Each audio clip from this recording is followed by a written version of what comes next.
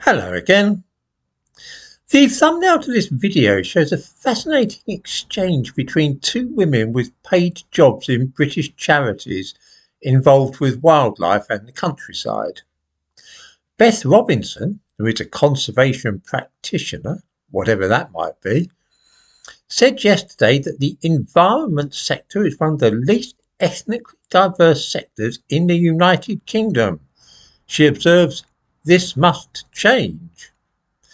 I'm not at all sure why it must change, nor why black people and those whose heritage lies in South Asia should go anywhere near the countryside or national parks unless they particularly want to. But do you know what middle class white females connected with universities are like when they get a bee in their bonnet about lack of diversity? The answer is, it seems, to create some bursaries which will only be available for black people and Asians who wish to be wildlife conservationists. Lynn Chambers, who works for the RSPB, thinks this is a great idea. I have my doubts. The fact is, black people do not on the whole want to go off and get muddy and breathless by striding over moors and climbing mountains. There's no reason at all why they should. Most of the white people I know don't go in for that kind of thing either. I love it personally, and I'm never happier than when I'm out and about in the countryside. In Essex, I'm only a 10-minute walk from Epping Forest, and in Wales, I can walk to Pen y Fan from my house and climb it, which is great. I can see it from the kitchen window.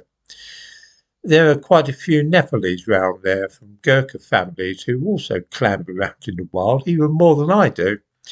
There's certainly no racial prejudice stopping them.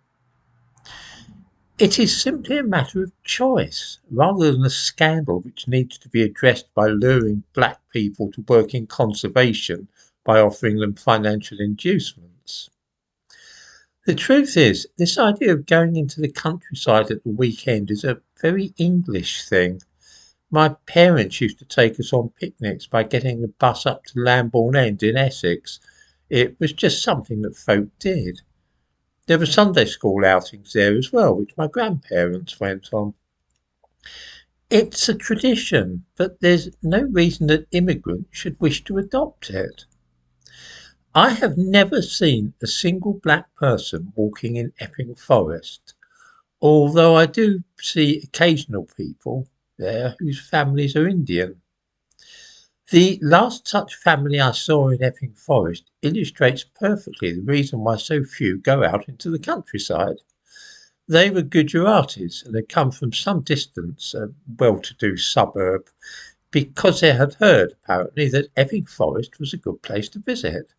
I came across them when walking through the forest, and the mother and father and their children were standing in the middle of two paths that converged at that spot, looking lost, consulting a mobile with Google Maps on it. I asked if I could help, and they seemed pleased with the offer.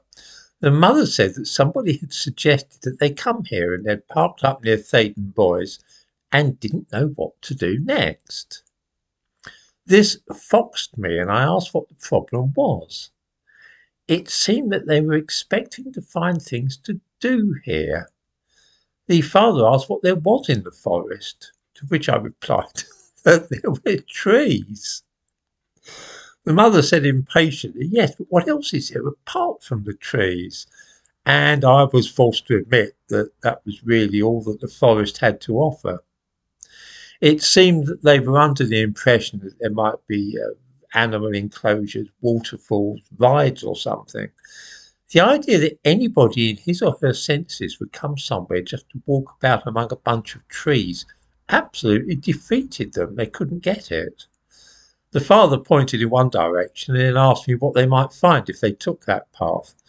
I told them that they would see more trees. This incident brought home to me very clearly the cultural clash and the reason that we do not come across black people and Asians in forests and the countryside. They simply don't get it. No reason why they should, but I doubt that offering money is going to change his mindset. Surely it's okay for us English to retain one quirky little pastime without folk fretting that it's not diverse enough.